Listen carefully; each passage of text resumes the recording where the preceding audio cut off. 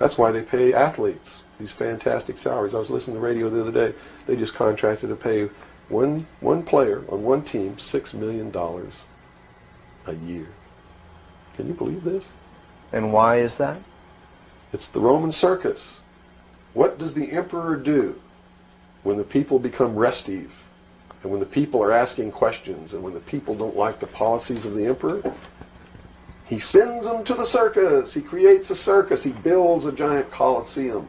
And he begins to throw the Christians to the lions. And he has great chariot races and football games and basketball games, all to keep the idiots preoccupied with things that don't mean anything in the scheme of the entire world, so that they don't have the time to learn what the truth is, so they don't ever get smart enough to learn how they're being manipulated, so they don't ever question the emperor. That's why they pay a player on a football team or a baseball team $1 million or $2 million or $3 million a year. It is the Roman circus. I know men who don't know anything in the world except who plays third base for the Mets. And they think that's a great accomplishment. And they meet and pat each other on the back and bond and go have cocktails and talk about what this guy that plays third base for the Mets did in last night's game. It's sad. It's really sad. Is there any room in a kind of society where these manipulations are not taking place for this type of entertainment, or any type of entertainment at all?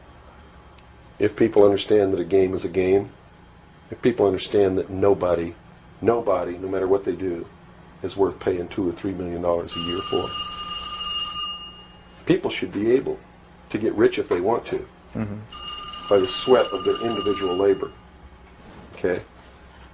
By going out and doing something for the world. Not by taking people's minds away from the emperor.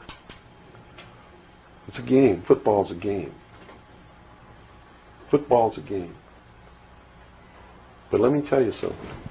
When 150 of the most powerful men and women in the world can meet in secret in Baden-Baden, Germany, and plot the fate of billions, and nobody even cares about it, but 6 football players go to lunch together, and it's in the headlines across the country, you have a reflection of the society in which that exists.